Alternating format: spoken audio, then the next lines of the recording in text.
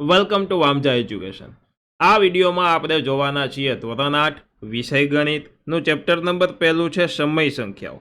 તેમની પ્રોપર આજે આપણે થિયરી ભણવાના છીએ અને આ થિયરી એવી રીતના ભણશું કે જેથી કરીને આપણું સ્વાધ્યાય છે એ એકદમ આપણને આવડી જાય।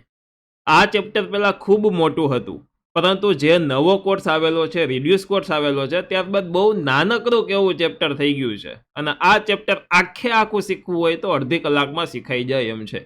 તો ચાલો આપણે આ લેક્ચરમાં ફટોફટ આપણે થિયરીની શરૂઆત કરીએ, પરંતુ તમારે છેલ્લે સુધી વિડીયો જોવાનો છે, વિડીયોને લાઈક કરવાનો છે। તો જોઈએ થિયરી। તો કે મિત્રો, આ ચેપ્ટરનું નામ જોશો ને તો એ છે સમય સંખ્યાઓ અને આની અંદર તમે જોશો તો એક શબ્દ આવે સંખ્યાઓ। આ સંખ્યાઓ એટલે શું થાય? તો કે એટલે થાય નંબર્સ। આપણા જે નંબર છે જેને સંખ્યા કહીએ છીએ। અગાઉના ધોરણમાં તમે છઠ્ઠા ધોરણથી સંખ્યાઓ ભણો છો। તમે કહો સર અમે તો પહેલા બીજામાં સંખ્યા શીખાતા 1 2 3 4। એ વાત સાચી છે તમારી, પરંતુ છઠ્ઠા ધોરણમાં સંખ્યાઓના પ્રકાર તમે શીખવાનું શરૂ કર્યું હતું। પહેલો પ્રકાર આપણી પાસે આવ્યો તો પ્રાકૃતિક સંખ્યા, હતો કે નહીં? તો કે હા। તો બસ એવી જ રીતના એમાં આગળ વધતા આજે આપણે એક નવી સંખ્યા એટલે કે સમય સંખ્યાઓ શીખવાના છે। તો જોઈએ, આપણે જૂનું રિવિઝન કરીએ અને નવી વસ્તુ શીખીએ। તો છઠ્ઠા ધોરણમાં આપણે શીખાતા સૌથી પહેલા પ્રાકૃતિક સંખ્યા। પ્રાકૃતિક સંખ્યાઓ કોને કહેતા હતા? તો કે પ્રાકૃતિક સંખ્યાનું ઇંગ્લિશ નામ થાય નેચરલ નંબર અને એના ઉપરથી કેપિટલ N તરીકે ડિનોમિનેટ કરવામાં આવે છે। નેચરલ નંબર એટલે કે એવા નંબર્સ, એટલે કે એવી સંખ્યા કે તમે કોકને પૂછો જોઈએ કે એકડા બોલો તો એ શું બોલશે? 1 2 3 4 5 6 7 8 9 10 એમ બોલે જ રાખશે, સાચી વાત ને? તો એવા નંબરને આપણે પ્રાકૃતિક સંખ્યાઓ કહીએ છીએ। તો લખું કેવી સંખ્યાઓ આવશે? તો કે 1 2 3 4 આવી રીતના અનંત સુધીના ધન પૂર્ણાંકો આવશે। અનંતનો અર્થ થાય ઇન્ફિનિટી। આ જે સંજ્ઞા છે એ ઇન્ફિનિટી કહેવાય, એટલે કે અનંત સુધી ચાલ્ય જ રાખે તેટલી સંખ્યાઓ। હવે આ સંખ્યામાં તમે જોશો તો 1 2 3 4 આવી સંખ્યા ચાલી, પછી આવ્યું 10 11 12। તો આમાં 12 જોશો ને તો આ 1 છે એ અહીંયાથી આવ્યું, આ 2 છે એ અહીંયાથી આવ્યું, એટલે આગળની આ સંખ્યાઓને ભેગી કરી અને નવી સંખ્યાઓ બને છે, સાચી વાત ને? તો કે હા। હવે અહીંયા 11 છે તો આ 1 ને 2 વખત લખ્યો તો 11 બન્યો, પરંતુ આ 10 છે એમાંથી આ 1 છે એને તો અહીંયાથી લીધો, પરંતુ આ 0 છે તે આગળની સંખ્યામાં ક્યાંય છે જ નહીં, તો આ સંખ્યા અધૂરી પુરવાર થઈ। અને અધૂરી સંખ્યાને પૂરી કરવા માટે એક નવી સંખ્યા મિત્રો બનાવવામાં આવી અને એ સંખ્યા એટલે કે અધૂરી સંખ્યાથી પૂર્ણ થઈ ગઈ અને એના ઉપરથી નામ રાખવામાં આવ્યું પૂર્ણ સંખ્યા, જેને ઇંગ્લિશમાં wall number WHOLE wall number કહેવામાં આવે છે। અને આના ઉપરથી કેપિટલ W તરીકે આ સંખ્યાને ડિનોમિનેટ કરવામાં આવે છે। તો કેવી સંખ્યા આવશે? તો કે આ સંખ્યાની અંદર 0 નતો, એ 0 ને એડ કરી દેશું એટલે આપણી પાસે આપણા વોલ નંબર આવી જશે, એટલે કે 0 1 2 3 4 આવા અનંત સુધીના ધન પૂર્ણાંકોનો સમાવેશ આમની અંદર થઈ જાય છે। હવે મિત્રો એક વસ્તુ જોઈ તો કે આ બધી જ સંખ્યા છે ને એનો સમાવેશ આમની અંદર થઈ ગયો, તો આમાં હું એવું કહી શકું કે તમામ પ્રાકૃતિક સંખ્યાઓનો સમાવેશ પૂર્ણ સંખ્યાની અંદર થાય છે? તો કે હા, ચોક્કસથી કહી શકાય।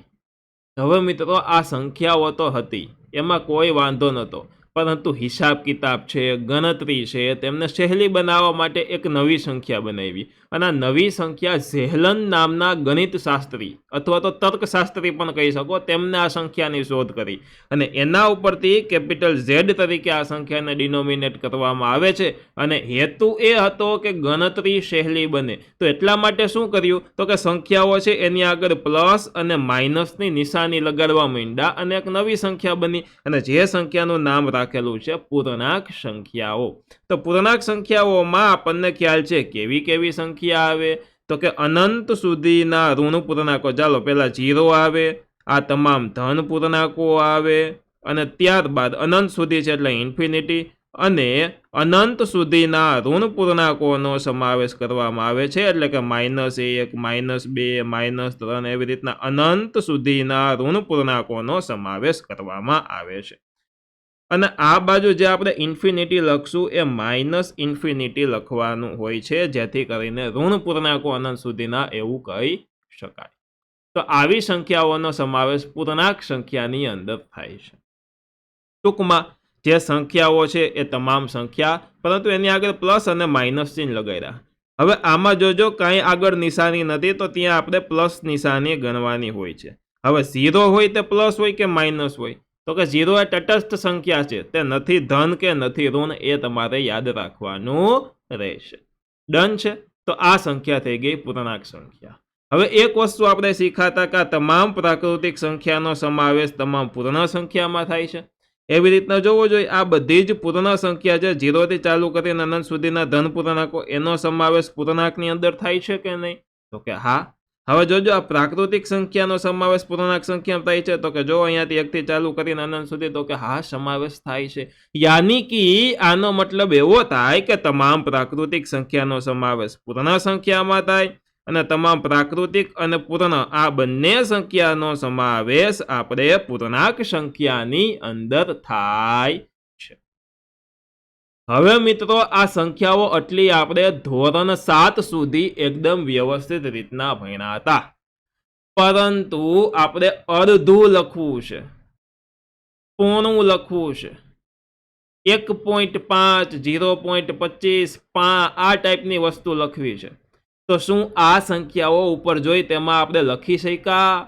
તો કે ન લખી શક્યા. તો આ એક પ્રોબ્લેમ થયો, અને આ પ્રોબ્લેમનું સોલ્યુશન કરવા માટે એક નવી સંખ્યા બની, જેને સમય સંખ્યા કહેવામાં આવે છે, અને એને કેપિટલ Q તરીકે ડિનોમિનેટ કરવામાં આવે છે. પહેલા જોવો જોઈએ પૂર્ણાંકો કોને કહેવાય? તો કે અપૂર્ણાંક સંખ્યા આની અંદર આવે. કવી સંખ્યા? અપૂર્ણાંક. અપૂર્ણાંકનો અર્થ એવો થાય, ચાલો અપૂર્ણાંકના 2 પ્રકાર છે, તે તમને એકદમ ડિટેલમાં સમજાવું. તો કે એક પ્રકાર છે સાદા અપૂર્ણાંક. કેવા અપૂર્ણાંક? તો કે જોજો, સાદા અપૂર્ણાંક. સાદા અપૂર્ણાંકમાં શું હોય? તો કે સાદા અપૂર્ણાંક કોને કહેવાય? તો કે જોજો, આ ટાઈપની સંખ્યાઓ એને સાદા અપૂર્ણાંક કહેવાય. જો આપણે 2 ઉદાહરણ લખીએ, અડધું લખવું છે તો હું 2 રીતના લખી શકું. એક તો લખી શકું 1/2, અને કાં તો અડધું લખવું હોય તો કાં તો હું લખી શકું 0.5. હા કે ના? કોમેન્ટ બોક્સમાં જણાવો હા કે ના. આ બંનેનો અર્થ શું થાય? અડધું એવું જ થાય. તો આજે 1/2 અંશ અને છેદવાળા સ્વરૂપમાં લખ્યું આપણે, આને કહેવાય સાદો અપૂર્ણાંક. શું કહેવાય? સાદા અપૂર્ણાંક. ફરી પાછું આખું લખી લઈએ. આપણે અડધું લખ્યું છે, તેમાં સૌથી પહેલા સાદા અપૂર્ણાંક. સાદા અપૂર્ણાંક. તો કે આપણે અડધું લખીએ છીએ તો એને 1/2 લખાય, તો અંશ અને છેદવાળા સ્વરૂપમાં હોય તેને કહેવાય સાદા અપૂર્ણાંક. બીજું આવે દશાંશ અપૂર્ણાંક. શું? તો કે દશાંશ અપૂર્ણાંક. આ નામે કેવી રીતના પડ્યું ને એ કહું. દશાંશ શબ્દનો અર્થ શું થાય? તો કે અડધું જ લખવું છે તો કાં તો આપણે 0.5 લખી શકીએ. આની અંદર કોઈ નિશાની છે તમે જોવો જોઈએ. તો કે નિશાની ખાલી પ્લસ અને માઇનસ નો હોય. આ પોઈન્ટ છે ને એ પણ એક જાતનું ચિહ્ન છે. તો આ પોઈન્ટ છે ને એને કહેવામાં આવે છે દશાંશ ચિહ્ન. કેવું? તો કે દશાંશ ચિહ્ન કહેવામાં આવે છે. અને દશાંશ ચિહ્ન એટલે કે આ દશાંશ સંખ્યાઓ હોય એની અંદર આ દશાંશ ચિહ્ન લગાડવામાં આવે. ટૂંકમાં ગમે તે જગ્યાએ તમે પોઈન્ટ વાળી કોઈ જગ્યા જોવો, પોઈન્ટ વાળી કોઈ સંખ્યા જોવો, તો તે સંખ્યાને આપણે દશાંશ અપૂર્ણાંક કહેશું. ડન છે. તો સાદા અપૂર્ણાંક કોને કહેવાય? અંશ અને છેદવાળી સંખ્યાને. દશાંશ અપૂર્ણાંક કોને કહેવાય? પોઈન્ટ વાળી સંખ્યાને. હવે જોજો, અંશમાં આમાં કોઈ નંબર છે, છેદમાં કોઈ નંબર છે, તો કે ટૂંકમાં એમ કહી શકું કે P/Q એટલે કે P/Q સ્વરૂપની સંખ્યા આ એક સ્વરૂપ છે. હવે આમાં P બરાબર કોઈ નંબર હોઈ શકે, બરાબર, Q બરાબર પણ કોઈ નંબર હોઈ શકે. કેવો નંબર હોઈ શકે? તો કે ધનય હોઈ શકે, ઋણય હોઈ શકે. બરોબર. તો આને ટૂંકમાં કોઈ પૂર્ણાંક સંખ્યા હોઈ શકે. P બરાબર પણ કોઈ પૂર્ણાંક સંખ્યા હોઈ શકે, અને Q બરાબર પણ કોઈ પૂર્ણાંક સંખ્યા હોઈ શકે. તમે સમજી ગયા? ડન. તો જુઓ, અહીંયા મારે લખવું છે સમય સંખ્યા, તો હું એવી જ રીતના આમાં લખી શકું કે P/Q સ્વરૂપની સંખ્યાને આ નવી સંખ્યા છે એટલે આપણે અલગ કલરથી લખીએ. P/Q સ્વરૂપની સંખ્યાને સમય સંખ્યા કહેવાય. પી અપોન ક્યુ એટલે કે અંશ અને છેદવાળી સંખ્યા છે તેને. હવે અંશમાં આપણે કોઈ પણ પૂર્ણાંક સંખ્યા લઈ શકીએ અને છેદની અંદર પણ આપણે કોઈ પણ પૂર્ણાંક સંખ્યા લેવાના, પરંતુ આમની અંદર એક શરત છે, જોજો. તો પી અને ક્યુ લેવાના ક્યાંથી? તો એ લખી લઈએ કે P and Q is equal to Z માંથી. આ ક્યાંથી લેવાના? તો કે ઝેડ માંથી. જો એક નવી સંખ્યા લખો, ચાલો, બિલોંગ્સ ટુ ઝેડ. જો આ સંખ્યા મેં લખેલી છે ને, એ શું છે ખબર? આડો યુ કર્યો છે ને વચમાં લીટો કર્યો છે. આને કહેવાય બિલોંગ્સ ટુ. આ તમારે ધોરણ 10, 11, 12 એની અંદર આવશે, પરંતુ અત્યારે તેની એક ઝલક આપણે શીખવાની ચોક્કસથી છે, બરોબર. બિલોંગ્સ ટુ નો અર્થ એવો થાય કે પી ને ક્યુ છે એ ઝેડ માંથી લીધા છે. ઝેડ એટલે કે પૂર્ણાંક સંખ્યામાંથી લીધા છે. હવે આ આપણે જે લખીએ છીએ ને, એક શરત લખીએ છીએ. શું લખીએ છીએ? શરત. તો જોજો, પી અને ક્યુ છે તે ઝેડ માંથી લીધા છે. પછી અલ્પ વિરામ કરવામાં આવે ને, એને કહેવાય આમાં પણ, પરંતુ, બટ આવી વસ્તુ કહેવામાં આવે. તો જોજો, પી અને ક્યુ ઝેડ માંથી લીધા છે, but Q is not equal to Z એટલે કે ક્યુ છે, sorry, Q is not equal to 0 એટલે કે હજી ક્યુ છે એ 0 નહીં ચાલે. જોજો, હજી એક નિયમ કહું તમને, હો, શીખજો તમે, સમજજો. ન સમજાનું હોય તો હમણાં સમજાઈ જશે. તો કે ગણિતની દુનિયામાં અંશ અને છેદ વાળું તમે કોઈ પણ સ્વરૂપ લખો તો ઉપર અંશ, નીચે છેદ. કોઈ પણ સ્વરૂપ લખો તો અંશમાં તમે 0 લખી શકો, તમામ ધન સંખ્યાએ લખી શકો, તમામ ઋણ સંખ્યાએ લખી શકો, પરંતુ છેદની અંદર તમે ધન સંખ્યા લખી શકો, ઋણ સંખ્યા લખી શકો. કોઈ દિવસ કોઈના છેદમાં 0 શક્ય છે નહીં. છેદમાં 0 આવે તો ગણિતના દાખલાનું ખૂન થઈ ગયું એમ કહી શકો. ગણિતનો દાખલો છે તે ત્યાં ને ત્યાં પૂરું થઈ ગયું, અને આને કહેવાય અવ્યાખ્યાયિત. શું છે? અવ્યાખ્યાયિત. અથવા તો એમ તમે કહી શકો કે જેની હજી ગણિતની દુનિયામાં શોધ જ નથી થઈ, એટલે કે છેદમાં 0 કોઈ દિવસ શક્ય નથી. તો શું શીખા આપણે? તો કે અંશ અને છેદ વાળું તમે કોઈ પણ સંખ્યા લખો, 1/2, 2/3, 5/7, 0/1, 0/-2 તમે કોઈ પણ લખી શકો, પરંતુ 2/0 કોઈ દી ન લખી શકો. છેદમાં 0 કોઈ દિવસ શક્ય નથી. ડન છે? એટલું સમજી ગયા છો? સમજાય જ ગયું હોય સર. સહેલી રીતના તમે સમજાવો છો, સાચી વાત છે. તો જોજો, હવે આમાં પણ એક આપણે ગૌર કરવા જેવી વસ્તુ છે. તો જો, તમામ પ્રાકૃતિક સંખ્યાનો સમાવેશ તમામ પૂર્ણ સંખ્યામાં થયો, તમામ પ્રાકૃતિક અને પૂર્ણ સંખ્યાનો સમાવેશ પૂર્ણાંક સંખ્યામાં થયો.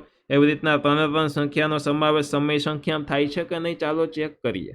તો જુઓ, મારે આ એક લખવું છે ને, તો હું પી અપોન ક્યુ સ્વરૂપ એટલે કે અંશ અને છેદ, પી અપોન ક્યુ સ્વરૂપ બોલું ને એટલે અંશ અને છેદ વાળું સ્વરૂપ એમ સમજી જવાનું. ડન છે?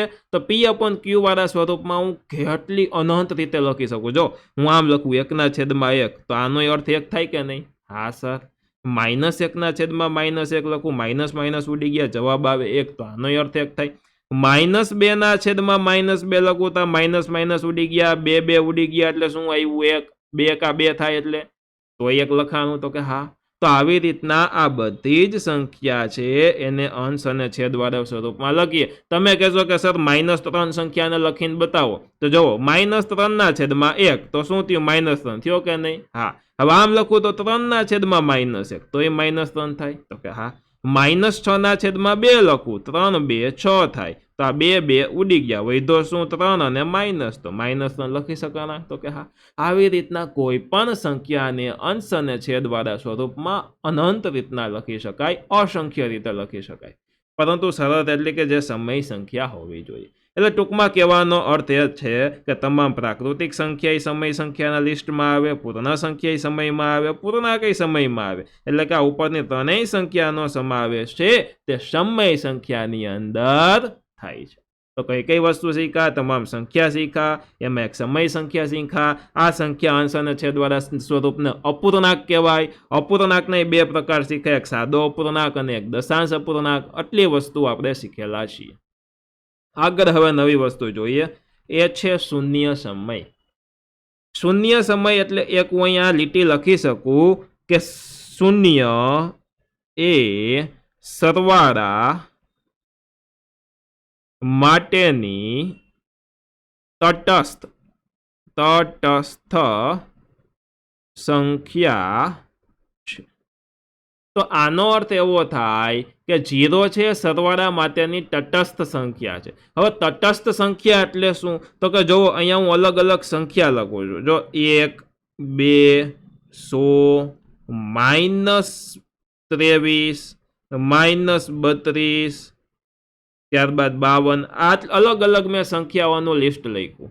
બરોબર. આ બધી સંખ્યાઓમાં હું શું ઉમેરી શકું કે જેથી કરીને જવાબ આનો આ જ આવે? તો જોજો, આ બધી જ સંખ્યાની અંદર જો હું 0 ઉમેરું તો 1 + 0 0 થાય, 2 + 0 સોરી 1 + 0 1 થાય, આપણને ખબર છે. 2 + 0 કરીએ તો 2 થાય, 100 + 0 કરીએ તો 100 થાય, -23 + 0 કરીએ તો -23 થાય, -32 + 0 કરીએ તો -32 થાય, અને 52 + 0 કરો તો 52 થાય. આનો અર્થ એવો થાય કે કોઈ પણ સંખ્યામાં 0 ઉમેરવામાં આવે તો તે સંખ્યાનો જવાબ છે તે આ જે આગળની સંખ્યા હોય તે જ જવાબ આવે છે. પરંતુ સરવાળામાં 0 ઉમેરવામાં આવે તો એટલા માટે કહેવાય કે 0 એ સરવાળા માટેની તટસ્થ સંખ્યા છે. અને આને કહેવાય શૂન્ય સમય. શું કહેવાય? શૂન્ય સમય કહેવામાં આવે છે. સમજાય છે? જો સમજાણું હોય તો લાઈક કરી દો. આપણા નવા ફોર્મેટમાં એકદમ બેસ્ટ ક્વોલિટીમાં ગુજરાતમાં સૌથી સારા વિડીયો વામજા એજ્યુકેશન બનાવે છે. આગળ વધીએ. 1 એ ગુણાકાર માટેની તટસ્થ સંખ્યા છે. આમાં શું જોયું હતું કે શૂન્ય સમય એટલે કે 0 એ સરવાળા માટેની તટસ્થ સંખ્યા છે. એવી રીતના 1 છે તો ગુણાકાર માટેની તટસ્થ સંખ્યા છે. ચાલો હું અલગ અલગ સંખ્યા લખું. પહેલા તો 1 જ લખું, ત્યારબાદ 3, -22, -32, -23, 50, 100. ચાલો અલગ અલગ સંખ્યા લખી. હવે આ સંખ્યામાં હું 1 સાથે ગુણાકાર કરું તો જોજો, બધી જ સંખ્યાનો હું 1 સાથે ગુણાકાર કરું તો જોજો 1 × 1 કેટલા થાય? 1. એમના પછી 3 × 1 કેટલા થાય? 3. -22 × 1 કેટલા થાય? તો કે આપણને ખબર છે સર, -22. એવી રીતના -32 × 1 -32, -23 × 1 -23, 50 × 1 50, અને 100 × 1 એટલે 100.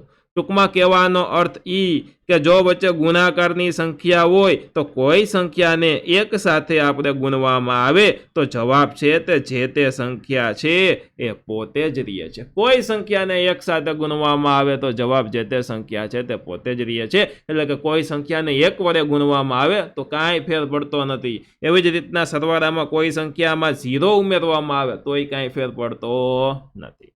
તો આ છે મિત્રો શૂન્ય સમય, અને 1 એ ગુણાકાર માટેની તટસ્થ સંખ્યા. ડન? સમજાઈ ગયું? બહુ સહેલું છે, બહુ સહેલું.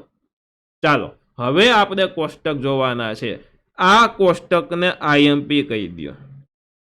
IMP એટલા માટે કે આમની અંદરથી ખાલી જગ્યા, ખરા ખોટા, બરોબર, MCQ એટલે કે મલ્ટિપલ ચોઇસ ક્વેશ્ચન ઓપ્શન વાળા, આવી વસ્તુ કોષ્ટકોની અંદરથી પૂછાશે. આ એક કોષ્ટક નહીં, આના જેવા આના પછીના 2 કોષ્ટક છે એની અંદરથી પૂછાશે. પાકા કરવા યાદ રાખવા 2 મિનિટનું કામ છે, સમજવા માટે 5 થી 10 મિનિટ જોઈએ. યાદ તો એમને રહી જશે. બરોબર. તો જુઓ, પહેલા છે સંવૃત્તતાનો ગુણધર્મ.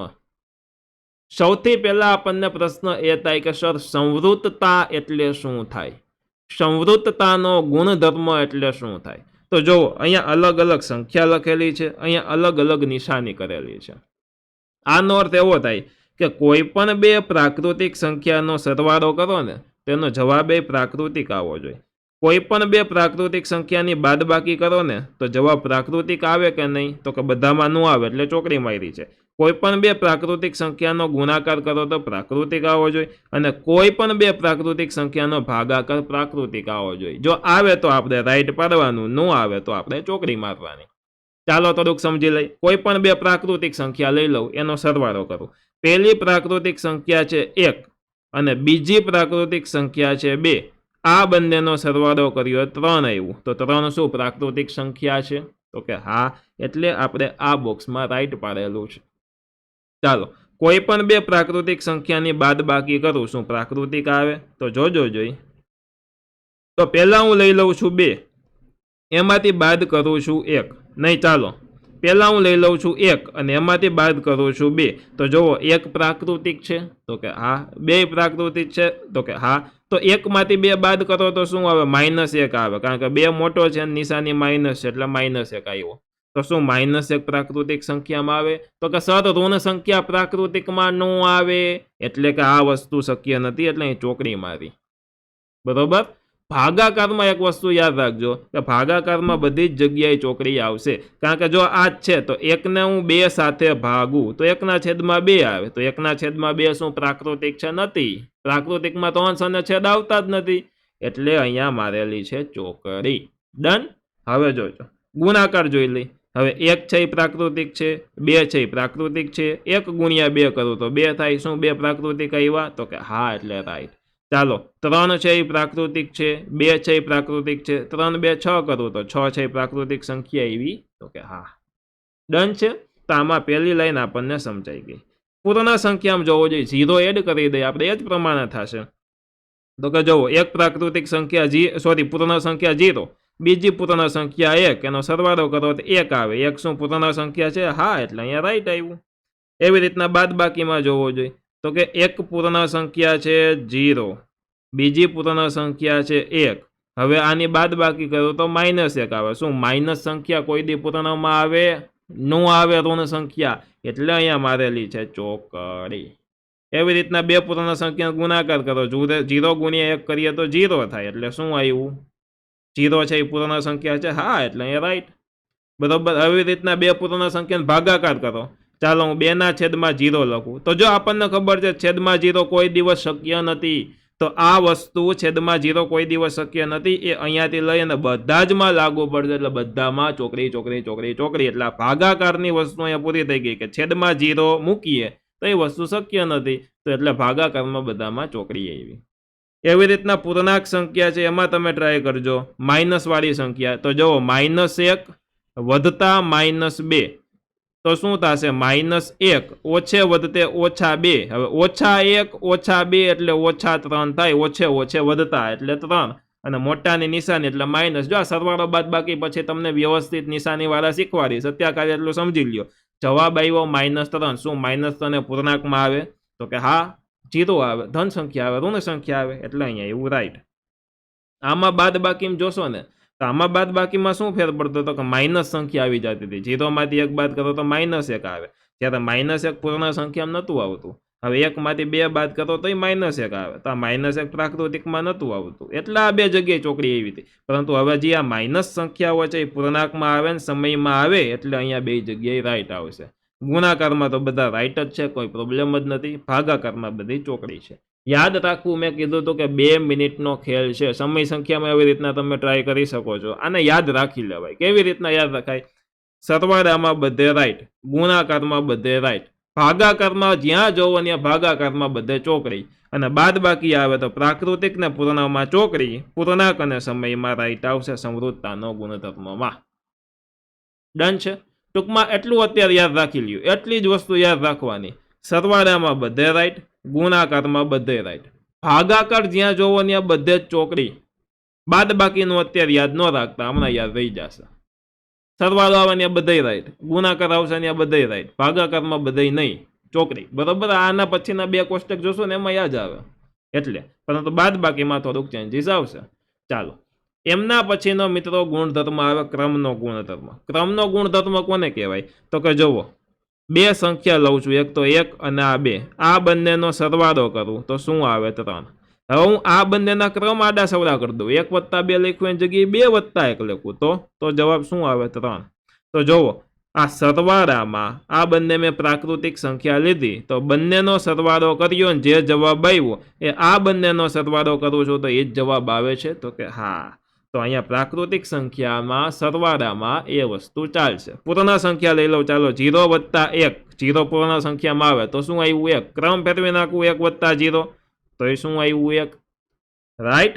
ચાલો, પૂર્ણાંક સંખ્યામાં -1 વધતા એક શું આવ્યું 0. વધતા એક પહેલા લખું -1 પછી લખું તો એ શું આવ્યું 0. અથવા તો આમ કરીએ ચાલો, -2 વધતા 1 એટલે શું આવ્યું -1. ચાલો હવે 1 વધતા -2 કરો તો આનું તમે સાદું રૂપ દેશો ને તો એ -1 આવશે, એટલે કે પૂર્ણાંક સંખ્યામાં 0. ચાલો હવે સમય સંખ્યા જોઈ લઈ. 1/2 વધતા 1/2 તો આનો તમે સરવાળો કરશો તો મિત્રો શું આવશે તમને ખબર? જો આમ કરાય મનમાં થઈ જાય, અડધું વધતા અડધું આખું 1 તો આનો સરવાળો 1 થશે. હવે આ અડધું આ બાજુ લખું ને આ અડધું આ બાજુ લખું તો એનો સરવાળો શું થશે? 1 થશે. અથવા તો એમ લખો 2/2 વધતા 1/2 તો આનો જવાબ આવશે 1.5. આવી રીતનો આવે, બરોબર. દશાંશ અપૂર્ણાંકના સ્વરૂપમાં લખીએ તો તેનું ઊંધું કરો તો એનો જવાબ એ જ આવે, બરોબર. એટલે કે સમય સંખ્યામાં ઊંધું કરશો તો એનો સરવાળો એ જ થશે. હવે બાદ બાકીમાં કોઈ દિવસ ઊંધું કરો તો સેમ ન થાય. 2માંથી 3 બાદ કરો, 3માંથી 2 બાદ કરો, શું સરખું થાય? ન થાય. જુઓ 3માંથી 2 બાદ કરીએ તો 1 જવાબ આવે, પણ 2માંથી 3 બાદ કરો તો -1 જવાબ આવે, કારણ કે મોટા નાનાનો ફેર પડી જાય. એટલે બાદ બાકીમાં ક્યાંય ચાલશે નહીં. ગુણાકારમાં ચાલો 3 × 2 કરો તો 6 થાય ને 2 × 3 કરો તો 6 થાય. રેડી? પણ ભાંગાકારમાં એવું ન ચાલે. જો 2/3 કરો કે 3/2 કરો તો આ બેમાં કઈ ફેર નહીં. ફેર જ ને કે 2/3 ને 3/2 બે વસ્તુ અલગ જ છે. એટલે ભાગાકારમાં બધે ચોકડી. યાદ રાખવાની એ જ રીત, સરવાળામાં બધે રાઈટ, ગુણાકારમાં બધે રાઈટ, ભાગાકારમાં બધે ચોકડી. બાદ બાકીનો છેલ્લે યાદ રાખીએ. ભાગાકાર આવે ત્યાં ચોકડી, ગુણાકાર આવે ત્યાં રાઈટ, સરવાળો આવે ત્યાં રાઈટ, બાદ બાકીનો છેલ્લે યાદ રાખીએ. હવે થાય જૂથનો ગુણધર્મ. જૂથ એટલે શું થાય? જો પેલા જૂથ શીખવાડું તમને, ફટોફટ આને આપણે લઈ બરોબર, યાદ રહી જાય એવું છે. એટલે તો જો અહીંયા હું જૂથ બનાવું છું, 1 + 3 + 5. આ એક જૂથ બનાવ્યું. આનું સાદું રૂપ આપો ને તો 1 + 3 કાઉન્સનું પહેલા થાય 4 વધતા આ જે 5 છે 5 = 9. તો આને શું કહેવાય? જૂથ બનાવ્યું અને એનો જવાબ 9 આવ્યો. હવે જૂથનો ગુણધર્મ જૂથ ફેરવી નાખું, 1 અલગ કરી દઉં અને 3 + 5 કાઉન્સમાં લખી દઉં છું. આમાં જો આ 2 હતા, આમાં કાઉન્સમાં આ 2 છે, તો કાઉન્સનું પહેલા કરો 5 + 3 7, સોરી 8, અને વધતા આગળનો આ 1, 8 + 1 કરો તો 9. તો જો એ જ જવાબ આવ્યો? તો કે હા, એ જ જવાબ આવ્યો. તો જૂથના ગુણધર્મમાં સરવાળામાં પાલન થશે. જો વ્યવસ્થિત લખી દઈએ એક જૂથનો ગુણધર્મ, 2 + 3 + 5. આનું જો તમે સાદું રૂપ આપો તો આ કાઉન્સની અંદરનું કરો તો 5 થાય, વધતા 12/5 એટલે કે 10. હવે જૂથ ફેરવી નાખું, આ બેનું જૂથ છે તો હું આ બેનું જૂથ બનાવી દઉં તો શું થશે? 2 ને અલગ કરીએ, વધતા 3 + 5, આ બેનું જૂથ કરી દીધું. તો આ પેલા કાઉન્સની અંદરનું કરું તો 2 એમને 5 + 3 7, સોરી 8. હવે 8 + 2 કરો તો 10. તો શું બંનેનો જવાબ સરખો આવ્યો? તો કે હા સર, આવ્યો. તો આને કહેવાય જૂથનો ગુણધર્મ. સરવાળામાં બધે પાલન થશે, ગુણાકારમાં બધે પાલન થશે, ભાગાકારમાં ક્યાંય પાલન નહીં થાય. બાદ બાકીનું હવે સમજીએ પછી નહીં, હવે સમજીએ એટલે કે યાદ રાખીએ. જો બાદ બાકીનું જ્યાં આવશે ને જૂથના ગુણધર્મમાં બધે ચોકડી. ડન છે. એમના પછી ક્રમના ગુણધર્મમાં બધે ચોકડી આવશે.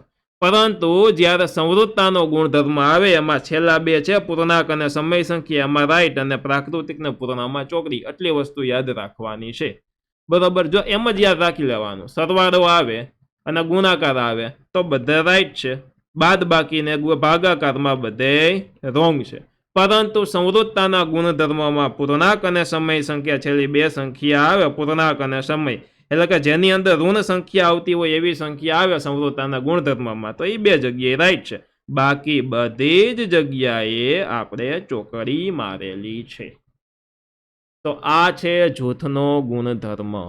તો શું શીખા? અલગ અલગ સંખ્યા શીખા, પ્રાકૃતિક, પૂર્ણાંક, સમય, બરોબર. સમય સંખ્યામાં અપૂર્ણાંક આવે તો અપૂર્ણાંકમાં આપણે સાદા અપૂર્ણાંક અને દશાંશ અપૂર્ણાંકની સમજ મેળવી.